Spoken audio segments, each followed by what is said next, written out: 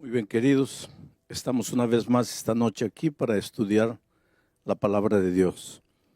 Y un cariñoso saludo a todos los amigos, las personas que en diferentes lugares del país, del mundo, a través del internet, están recibiendo también la palabra de Dios en su corazón. Hay una pregunta que todos nos hacemos desde que somos niños. ¿Dónde vive Dios? ¿Dónde es la casa de Dios? ¿Dónde habita Dios? Todas las noches voy a leer algunos versículos de la Biblia que tienen que ver con el tema del santuario, pero después voy a tomar el tema para ver cómo el tema del santuario tiene implicaciones en la vida diaria de las personas. El primer texto que quiero leer esta noche está aquí en el primer libro de Reyes, capítulo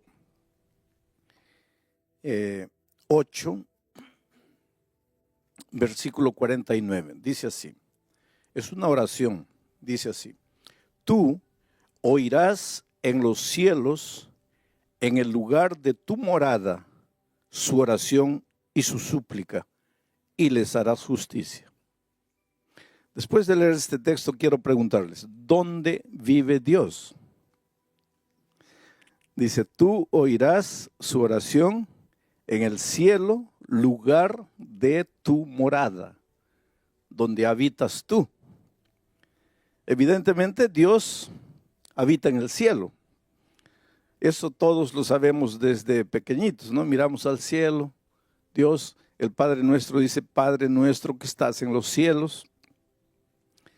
Y el Señor Jesucristo nos enseñó esa oración, que Dios está en los cielos. Ahora viene la segunda pregunta, ¿y en qué lugar del cielo? Porque los cielos son inmensos. ¿En qué lugar del cielo vive Dios? Y ahí quiero leerles el segundo texto de esta noche. Apocalipsis, capítulo 15, versículo 5, dice así. Después de estas cosas miré, y he aquí fue abierto en el cielo el templo del tabernáculo del testimonio. Después de estas cosas miré, y he aquí fue abierto en el cielo el templo del tabernáculo del testimonio. Y ahí el profeta Juan vio un vio un trono dentro del templo, dentro del tabernáculo, dentro del santuario. Durante la semana voy a usar mucho la palabra santuario. Quiero que ustedes entiendan que el santuario es la misma cosa que el templo. El templo es la misma cosa que el tabernáculo. Cuando digo tabernáculo, estoy hablando del templo. Cuando digo templo, estoy hablando del santuario. Cuando digo santuario, estoy hablando del tabernáculo. Las tres cosas son la misma cosa. Entonces, en medio de los cielos hay un templo, hay un tabernáculo, hay un santuario. Y dentro de ese santuario hay un trono. Y en ese trono está sentado Dios. Voy a leer el último versículo de esta noche, o tal vez el penúltimo. Isaías capítulo 6, el versículo 1. Miren lo que dice Isaías. En el año que murió el rey Uzías, yo vi al Señor sentado sobre un trono alto y sublime, y sus faldas llenaban el templo. Ahora vamos a juntar estas tres ideas presentadas por estos tres textos diferentes. Dios habita en los cielos. ¿En qué lugar específico de los cielos? En el templo. Y ahí viene una pregunta. Quiere decir que hay un templo en el cielo. Hay un santuario en el cielo. Hay un tabernáculo en el cielo. Y la respuesta contundente es sí. Hay un santuario, hay un templo, hay un tabernáculo en el cielo y dentro de ese santuario hay un trono. Y en ese trono se sienta Dios. Ahora tú puedes decir así, pero parece cosa de niño. ¿Cómo que en medio del cielo va a haber un templo? no debería haber que decir, no sería necesario que haya. Dios no necesita un santuario, un trono para sentarse, para ser Dios. No, Él no necesita. Por lo tanto, el santuario no existe por causa de Dios. Existe por causa de nosotros. Porque anoche dije, Dios es infinito y no está amarrado ni al tiempo ni al espacio. Pero los seres creados, incluyendo los ángeles, somos finitos y estamos amarrados al tiempo y al espacio. Entonces, ¿cómo un Dios infinito que no se amarra al tiempo ni al espacio podría mantener comunión, compañerismo con un ser finito amarrado al tiempo y al espacio? No habría manera de encontrarse. Pero como Dios lo que más quiere es vivir con sus hijos, porque Dios te ama, tú eres precioso para Dios. Jamás pienses que Dios te deja, que Dios no se preocupa por ti. Entonces, como Dios te ama y quiere mantener comunión contigo, compañerismo contigo, quiere caminar contigo, andar contigo, entonces Él busca en el infinito universo un punto en que el Dios infinito, que no está amarrado al tiempo ni al espacio, se junte con el ser finito amarrado al tiempo y al espacio. Ese punto de convergencia es el santuario celestial, el santuario allá en el cielo. Y ahora, Juan, al escribir el Apocalipsis, dice que dentro de ese santuario hay un trono. Y Isaías dice, y yo vi a Dios sentado en su trono en el año que murió el rey Usías. Esto es interesante. ¿Sabes por qué? Usías fue un rey que murió con lepra, leproso. Y en aquellos tiempos la lepra era una cosa vergonzosa, una cosa terrible, sinónimo de pecado. El rey Usías murió leproso por su rebeldía, por su atrevimiento, por su pecado contra Dios. Murió leproso. Ahora imagínense toda la nación de Israel, sabiendo que las naciones vecinas sabían que Israel relacionaba la lepra con pecado. ¿Cómo se sentían todos los habitantes de Israel sabiendo que su rey había muerto leproso?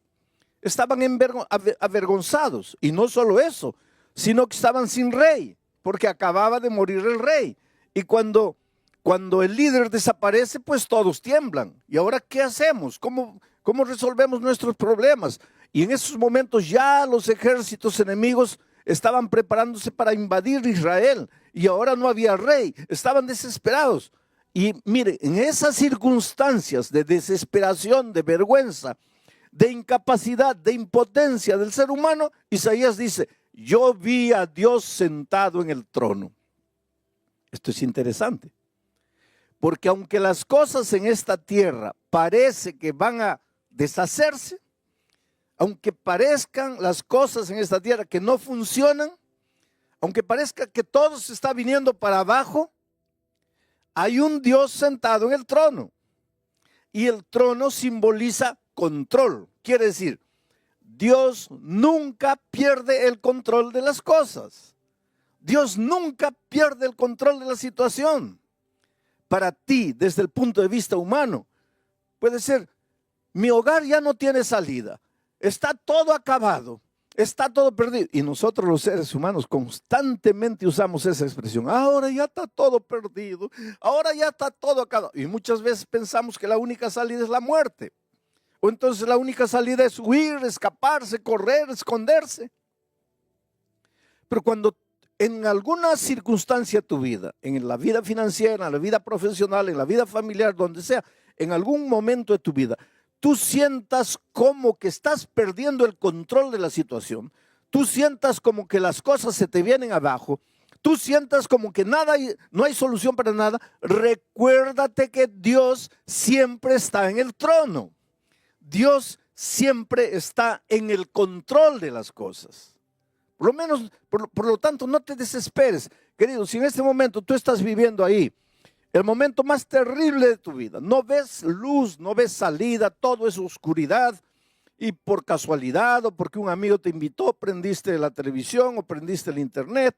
Y en este momento la palabra de Dios está llegando, pero tú estás escuchando y casi no entiendes nada porque solo estás pensando en tu drama, en la situación terrible que parece que no tiene solución.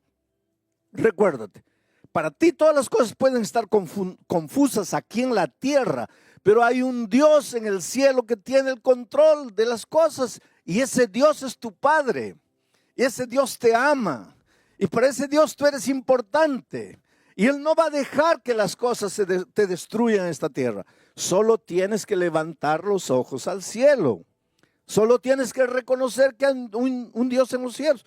Porque hay una cosa interesante con nosotros, los hombres. Cuando todo va bien, no miramos al cielo. Mi padre durante 34 años recibió la palabra de Dios, y siempre dijo, no, no, no, y fue esquivando, hasta que un día un cáncer tocó su vida. Y en el dolor, en la enfermedad, abrió el corazón a Jesús y se entregó a Él. Yo tuve la bendición, la alegría de bautizar a mi propio padre.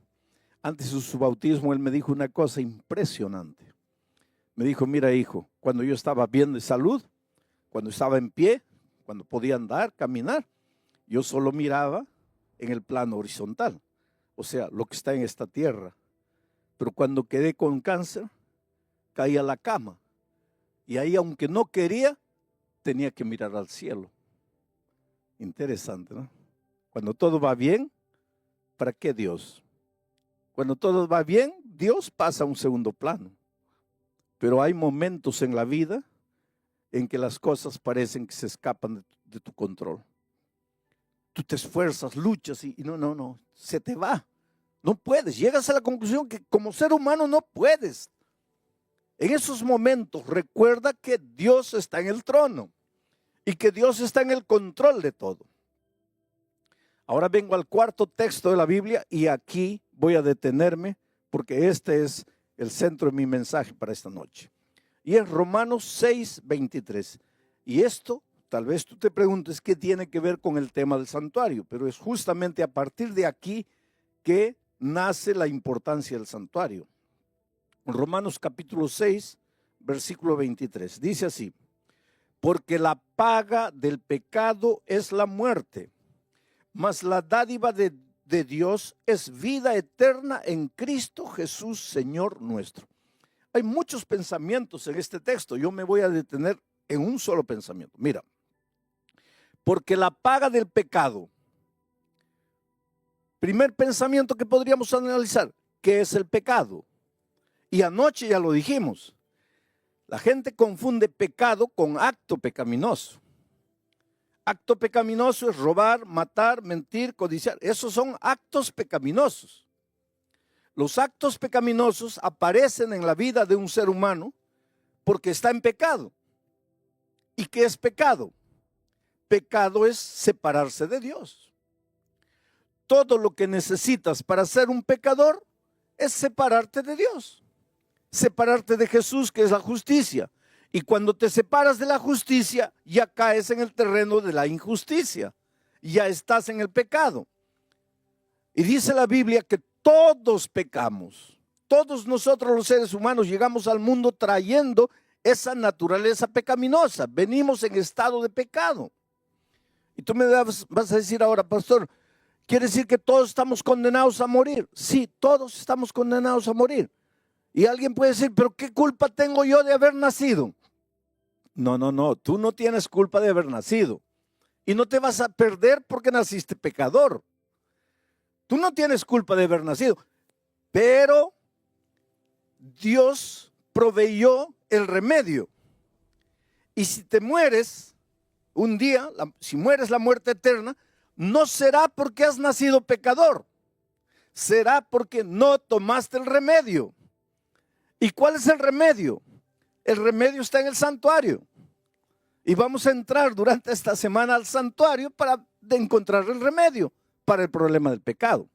Bueno, vamos al texto de Pablo. Dice, porque la paga del pecado es la muerte. Muerte. Pecado, muerte. El pecado te lleva a la muerte. Muerte y pecado son prácticamente la misma cosa. La paga del pecado es la muerte. Pero la dádiva de Dios es vida eterna. Dios, vida. Pecado, muerte. Dios, vida. Y esa vida la tenemos en Cristo Jesús. Y no es Cristo Jesús, punto, sino en Cristo Jesús, Señor nuestro. Ese es el asunto y ahí vamos a concentrarnos esta noche para entender la importancia del tema del santuario que vamos a ir trabajando durante la semana. Mucha gente tiene una idea equivocada de la muerte como paga del pecado. Tal vez porque nosotros tenemos una frase que dice así: el que la hace la paga. Entonces de ahí, de esa frase, el que la hace la paga, en nuestra mente surge: si peco, Dios me mata. Si peco, Dios me da la muerte. Si peco, Dios me castiga con la muerte. Porque el que la hace, la paga. Y ahora viene Pablo y dice: porque la paga del pecado es la muerte. Entonces mucha gente vive con miedo de Dios. Y mucha gente vive con miedo de pecar. Porque dice: si peco, muero. Porque el que la hace, la paga. Si desobedezco, muero. Porque la paga del pecado es la muerte. Pero no tienen una idea correcta de Dios. Entonces mucha gente piensa así: Dios es un Dios que está allá, y ahora yo dije que está sentado en su trono. Entonces mucha gente piensa: Dios está sentado en su trono con la muerte en la mano. A ver, ¿quién peca allá en la tierra? Al que pecó, muerte. Pecó, muerte. Se equivocó, muerte. Porque la paga del pecado es la muerte. Pero eso no es verdad. En primer lugar, hay que entender que Pablo no hablaba español. Pablo hablaba griego. Y cuando Pablo escribió la epístola a los romanos, no la escribió en español, la escribió en griego. Y fue necesario que la Biblia fuese traducida de los idiomas originales al español para que nosotros que no hablamos griego podamos entender. Y el griego es un idioma abundante. Por ejemplo, para la palabra amor, en griego hay 5 palabras diferentes. Pero en español, para la palabra amor, solo tenemos 1. Por eso nosotros, el ser humano, ama a la esposa, ama la comida, ama al gato, ama al loro, ama todo, porque solo tenemos la palabra amor. Pero en griego no, en griego para amor a Dios es una palabra, amor a la esposa es otra palabra, amor al hijo es otra palabra, amor entre hermanos es otra palabra, porque el griego es un idioma abundante. Entonces, mira, esta palabra, porque la paga del pecado es la muerte, podría ser traducida como: porque el resultado del pecado es la muerte. O como: porque la consecuencia del pecado es la muerte. A mí me gusta la traducción que presenta este texto así: porque el resultado del pecado es la muerte. El resultado del pecado es la muerte. Porque si tú piensas así, porque la paga del pecado es la muerte, ¿qué vas a pensar? Que la muerte es un castigo divino. Pero si tú ves el texto como el resultado del pecado, la muerte, no tiene nada que ver Dios con la muerte. Y ahora quiero que entiendas una cosa. Mira, Dios es vida. Dios no es muerte. Jesucristo dijo: yo soy el camino, la verdad y la vida. Jesús es la vida. Él dijo: yo he venido para que todos tengan vida y la tengan en abundancia. Juan dice: el que tiene al Hijo tiene la vida. El que no tiene al Hijo de Dios no tiene la vida. Por lo tanto, aquí está Jesucristo. Y este es el territorio de la vida. Aquí del otro lado está el Señor de la muerte, el enemigo de Jesús. Y aquí está el territorio de la muerte. Vida y muerte no pueden andar juntas. Porque ¿qué cosa es la muerte? La ausencia de la vida. ¿Y qué es la vida? La ausencia de la muerte. Donde hay muerte no hay vida. Si Cristo es vida, si Dios es vida, ¿cómo te va a dar la muerte? para darte la muerte, Él tendría que tener muerte. Pero Él es Dios, vida. En la vida no hay muerte. ¿Cómo es que te va a dar la muerte? ¿Cómo es que te va a castigar con la muerte? Porque para darte alguna cosa, Él tendría que tenerla. Pero Él es vida, Él no tiene muerte. Entonces, ¿qué es lo que está diciendo Pablo cuando dice, porque la consecuencia del pecado es la muerte? Porque el resultado del pecado es la muerte. Lo que Él está diciendo es lo siguiente, que si tú estás en Cristo, estás en la vida, estás vivo, porque estás en el territorio de la vida, porque Cristo es vida. Pero si Jesús es la vida y yo me separo de Jesús, ¿de quién me estoy separando? De la vida. Y al separarme de la vida estoy entrando al territorio de la muerte. Este es territorio de muerte. Mira, no muero, cuidado, no muero. Yo siempre digo, ojalá muriera. Porque si muriera, pues ya se acabó el dolor, se acabó el sufrimiento, se acabó la tristeza, se acabó la miseria, se acabó todo, porque el que muere ya no sabe nada. Los muertos no saben nada, dice Eclesiastés. Pero el asunto es que cuando me separo de Jesucristo, entro al territorio de la muerte, pero no muero, sigo respirando, sigo viviendo, sigo comiendo, sigo trabajando, sigo vendiendo, sigo entrando, sigo saliendo. Solo que la vida ya no es más vida. Porque para tener vida, solo en Cristo, porque Él es la vida. Me separo de Jesucristo, ya entro al territorio de la muerte. No dejo de respirar todavía. Aquí está el Señor de la muerte. Un día voy a recibir la muerte eterna, pero es un camino largo. Desde que me separo de Jesucristo hasta la muerte eterna, es un camino largo que la Biblia le llama camino de condenación.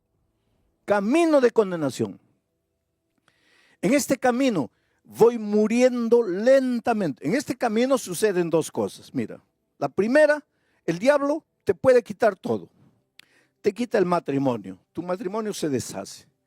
Te quitan los hijos, los mete en las drogas, en los vicios, en la promiscuidad. Te quita la vida financiera, te hunde en las deudas. Y al hundirte en las deudas no sabes qué hacer de dinero, te metes a robar. Por lo tanto te quitan los valores, te quitan los principios. Vas muriendo. Este morir no es instantáneo. Es un morir, muriendo todos los días. Vas muriendo, hasta que llega un momento que dices, Dios mío, ¿para qué estoy en esta tierra? ¿Para qué vine al mundo? ¿Para qué estoy aquí? Mejor me muriera. Pues que estás en el territorio de la muerte. Esa es una de las cosas que te puede suceder en el territorio de la muerte. La otra cosa es que el diablo te puede dar todo. Te da dinero, te da poder, te da fama, te da una mansión, te da un auto nuevo, te da todo. Pero no te da paz, porque el diablo para darte paz tendría que tener paz y él no tiene paz. Entonces no te puede dar paz. Entonces el dinero, la fama, el poder, la gloria no te sirven de nada porque no tienes paz. En la noche llegas, te acuestas, te revuelcas en la cama de un lado para otro, cuentas carneritos para dormir y no duermes. Y entonces, ¿qué pasa? Una pastilla para dormir. El mes siguiente, 2 pastillas. El otro mes, 3 pastillas. Llegas un momento que estás enviciado en pastillas y no duermes. Hay gente que me dice, pastor, yo no sé qué me pasa. Yo no he hecho nada de malo. Yo no he ofendido a nadie. Yo no le debo a nadie, pero no tengo paz. Vives angustiado, vives vacío, vives desesperado. Esa no es vida, querido. Esa no es vida. Dios te ama, Dios quiere que seas feliz. Dios quiere lo mejor de lo mejor para ti. Pero hay una cosa, Él no puede hacer nada contra tu voluntad. Él respeta mucho tu voluntad. Bueno, estás en el territorio de la muerte. ¿Hay solución para ti? ¿Hay salida para ti? Claro que sí. ¿Y cuál sería la salida? La salida lógica. Tú estás aquí sufriendo en el territorio de la muerte. No quieres más esta vida miserable. ¿Cuál sería la solución lógica? Dar media vuelta y volver a la vida. Y en Jesucristo tendrías la vida y tus problemas estarían resueltos. Pero ahí viene la clave. Cuando estás viniendo hacia Jesucristo, cuando estás regresando hacia la vida, porque querido, Dios te ama mucho. Y desde que tú te vas de Él y te vas al territorio de la muerte, ¿tú crees que Dios se queda feliz? No. Él te llama, te llama, te llama, te llama. Por eso dije anoche que la historia del mundo es el hombre corriendo, corriendo, corriendo, y Dios atrás de él, atrás de él, atrás de él. El hombre escondiéndose, escondiéndose, escondiéndose, y Dios atrás buscándolo, buscándolo. Dios llama. Desde el Génesis hasta el Apocalipsis, la Biblia es un libro de llamado. En el jardín del Edén, Dios llega. Adán, ¿dónde estás? Y desde ese día, Pedro, María, Juana, Rosa, ¿dónde estás? Elisa, ¿dónde estás? El diablo te llama, o el Señor Jesucristo te llama con amor, te suplica. El Señor siempre está buscando. Dice Jesús en el Antiguo Testamento, no quiero la muerte del impío, sino que regrese y vuelva. Dice, volved, volved, ¿por qué moriréis, oh casa de Israel?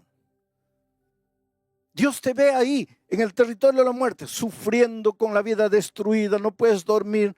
¿Tú crees que Dios está feliz? No, Él te ama, Él quiere traerte de vuelta, solo que no puede traerte por la fuerza. Tú tienes que querer. Pero muy bien, un día te cansas de sufrir y decides regresar al Señor Jesucristo. Solo que cuando estás volviendo, el diablo es muy astuto. Y te digo una cosa, mira. Hay mucha gente que tiene una idea equivocada del diablo. La primera cosa que te voy a decir, el diablo no es ateo. El diablo no es ateo, el diablo cree en Dios. Santiago dice que los demonios también creen y tiemblan. Por lo tanto, tú cuando lidias con el diablo, no pienses que estás lidiando con un ateo, porque el diablo no es ateo, el diablo cree en Dios. Segunda cosa, el diablo conoce muy bien la Biblia. Cuidado, cuidado, el diablo conoce muy bien la Biblia. Cuando Jesucristo estaba en el desierto, el diablo fue con la Biblia en la mano. Solo que el diablo no respeta la palabra de Dios. La usa. Agarra un versículo de aquí, agarra otro versículo de aquí, le hace decir a la Biblia lo que la Biblia no dice. Entonces, cuidado. No todo el que tiene la Biblia en la mano está viniendo en nombre de Dios. Porque el diablo vino con la Biblia en la mano, pero no estaba viniendo en nombre de Dios. El diablo es bíblico, conoce la Biblia. Y como conoce la Biblia, cuando tú estás regresando al Señor Jesucristo, el diablo le dice a Jesús, prácticamente, voy a tratar de decirlo así para que ustedes entiendan. Hey, Señor Jesucristo, ¿lo vas a recibir a este miserable pecador? ¿Lo vas a recibir de vuelta? Y Jesús dice, sí, claro. ¿Y por qué lo vas a recibir? Porque yo lo amo. Pero este no ha pecado, sí, ha pecado. ¿Se ha ido de ti? Sí. ¿Ha entrado al territorio de la muerte? Sí. ¿Y qué dice Romanos 6:23? Porque la paga del pecado es la muerte. ¿Y este pecó o no pecó? Sí. ¿Y si pecó, tiene que morir? Porque la paga del pecado es la muerte. Y ahora él está viniendo y tú lo vas a recibir de vuelta. No. Mira, si tú lo recibes de vuelta, quiere decir que tu palabra es mentira. Quiere decir que tu palabra no es eterna. Quiere decir que tú no cumples tu palabra. Por lo tanto, no lo puedes recibir de vuelta. Mira la situación en que nosotros colocamos a Dios. Porque Él te ama, querido. Él quiere traerte de vuelta. ¿Sabes que el Señor Jesucristo quiere entrar en tu vida y colocar en orden todo el desorden interior? Porque una de las cosas que el pecado hace es desordena el mundo interior. Desordena las emociones, los sentimientos. ¿Cómo puedes entender que un hombre que dice que ama a su esposa la golpea? ¿Cómo puedes? ¿Cómo puedes entender que un hombre que dice que ama a su hija abusa de ella? ¿Cómo puedes? ¿Cómo puedes entender que un hombre que dice que ama a su familia gasta el dinero en bebida, en vicios? ¿Cómo puedes? Es que cuando el pecado entra en tu vida, o cuando tú entras al territorio del pecado, cuando caes en la mano del enemigo de Dios, Él desordena tus sentimientos. Tú no te das cuenta de lo que estás haciendo, pero te estás destruyendo a ti y estás destruyendo a las personas que más amas. Entonces, El Señor quiere ordenar tu vida, quiere calmar tus sentimientos, quiere enseñarte el camino de la verdad, el camino de la felicidad. Solo que tú estás metido en un problema porque has pecado, te has venido aquí y ahora el diablo dice, no, Señor, si se ha venido, tiene que morir. Pues ahí entra la persona maravillosa de Jesucristo. Porque Jesucristo dice así, está bien, Él pecó y tiene que morir. Ya, porque el resultado del pecado es la muerte. Y Él se apartó, tiene que morir. Pero yo lo amo. Yo lo amo. Sí, pero Él pecó. Es verdad que pecó, pero yo lo amo. Sí, pero ese no es el problema, que si lo amas o no lo amas. El asunto es que él entró al territorio de la muerte y tiene que morir. Y Jesús dice así, sí. Pero en ninguna parte de la Biblia dice que yo no puedo morir en lugar de Él. Entonces, Él tiene una deuda que tiene que pagarla con su muerte porque ha pecado. Pero yo voy a ir a la tierra y voy a morir. Y con mi muerte voy a pagar su pecado. Y es eso lo que hizo el Señor Jesucristo. Vino a este mundo para morir por nosotros. Y hoy día, gracias a la muerte de Cristo, nosotros podemos recibir la vida eterna. Solo que este asunto de Cristo vino, murió por mí, es difícil de entender al ser humano. Y para que el ser humano entienda qué es lo que hizo Dios, mandó a los israelitas construir el santuario. Porque en el santuario el Señor fue explicándoles cómo es que se puede solucionar el problema del pecado. Cómo es que aunque el hombre murió, alguien puede morir en su lugar. Y el tema de mañana es impresionante. Porque ya comenzamos ahora a analizar el plan de salvación dentro del tema del santuario. Querido, el Espíritu de Dios sigue moviéndose hoy y llamando a las personas. Ahí donde estás, puedes creer que el Espíritu Santo está trabajando en tu corazón. Tú corres, corres, corres, el Espíritu te sigue, te sigue y te sigue. Mira, hay un joven llamado Patricio. Trabaja para una empresa de aviación grande aquí en América Latina. Ese muchacho nació y creció amando mucho al Señor Jesucristo, amando mucho a la Virgen María, amando mucho a sus padres, amando mucho la fe de sus padres, de sus abuelos, de sus bisabuelos. Pero un día se confrontó con la palabra de Dios. Y sabes, la vida del cristiano es crecimiento y es aprendizaje. Yo siempre digo, mira, si estás vivo, tienes que aprender. Los muertos no aprenden. Cuando yo encuentro una persona que no quiere aprender, yo pienso, esa persona está muerta y no se da cuenta que está muerta. Inclusive Juan, hablando en nombre del Señor Jesucristo a la iglesia, a las iglesias del Apocalipsis, les dice, tienes nombre de que vives, pero estás muerto. Una persona que no quiere aprender, una persona que se resiste a aprender, está muerta. Porque los vivos aprendemos. Ahora, no es fácil aprender. ¿Sabes por qué? Porque ¿qué cosa es aprender? Aprender es salir de lo que conoces y entrar al terreno que no conoces. Aprender es salir de la playa y nadar en aguas profundas. Y esto es doloroso, porque el ser humano inconscientemente tiene miedo de lo desconocido. Por eso es que hay mucha gente que no quiere aprender. Pero Patricio descubrió la palabra de Dios.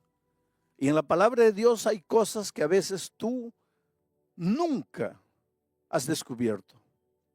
Y a medida que él comenzó a descubrir las verdades, comenzó a sufrir en su corazón con las verdades, porque no es fácil aprender y crecer. Él conoció a una persona a través del internet. Y esta chica, cuyo nombre no sé si tengo escrito aquí, no lo tengo. ¿Cómo te llamas? ¿Ah? Jessica.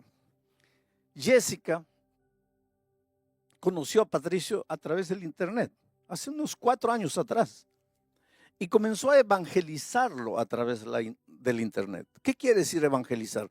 A hacerle conocer el evangelio a través del internet. Llegaron sermones míos grabados a las manos de Patricio. El Espíritu de Dios usó esos sermones para tocar el corazón de él. Mas los estudios que por internet Jessica le daba, llegó un momento en que él sufría. Ayer Patricio estaba en Santiago de Chile, escuchando el mensaje a través del internet. Después del mensaje, él asistió a las preguntas y respuestas de entrevistas que me hacen después del mensaje. Y en una de esas respuestas, o en una de esas preguntas me preguntaron, ¿cuál es el lugar de los sentimientos en la vida cristiana? Porque Patricio estaba sufriendo. Él decía, mi cabeza ya entendió el mensaje, pero es que mi corazón todavía no siente. Mi cabeza ya comprendió todo. Yo racionalmente sé que este es el camino que Dios quiere para mí, que yo debería bautizarme y nacer de nuevo, pero mi corazón no siente. Y anoche yo en la respuesta dije, mire, no le hagas mucho caso a tus sentimientos, porque después de la entrada del pecado al mundo, los sentimientos son a veces engañadores. Y esa fue la respuesta que Patricio necesitaba en su vida. ¿Sabes que Patricio tomó esta mañana el avión de Santiago de Chile y se vino para aquí a Lima? Y acaba de llegar. Y Patricio en este momento entra al tanque del bautismo para sellar su pacto de amor con Cristo. Para decirle, Señor Jesucristo, yo acepto tu amor, yo acepto lo que hiciste por mí en la cruz del Calvario. Yo me entrego aquí, a ti. Y ahí está Patricio. En este momento, Patricio, quiero que me mires así. Tu vida ha sido una vida de búsqueda. Eres un hombre sincero, eres un hombre honesto. Encontraste la palabra de Dios. Sufriste al principio con las verdades que descubrías. Pero tu honestidad, tu sinceridad te llevó a aceptar el mensaje. Hasta anoche habías aceptado todo racionalmente, pero tú dices, mi corazón no sentía. Sin embargo, Dios usó el programa de anoche para llegar a tu corazón y mostrarte que las decisiones no se toman necesariamente llevado por las emociones, sino por las convicciones que el Espíritu coloca en la mente de la persona. Y tomaste el avión y viniste aquí. En este momento tu corazón está alegre y triste. Alegre porque estás naciendo de nuevo. Medio triste porque yo sé que en el fondo hubieras querido que tu madre mirara tu bautismo. Pero tu madre todavía no tiene condiciones de entender lo que tú estás haciendo. Y tú, para ahorrar el sufrimiento, no le dijiste que estás aquí para bautizarte. Pero este es un día extraordinario. Toda tu vida pasada queda borrada. Y para que de aquí para adelante vivas una vida victoriosa en Cristo, por tu fe, el pastor Bill Quispe, como ministro del Evangelio, por el mandato divino, te bautiza en nombre del Padre, del Hijo y del Espíritu Santo. Amén.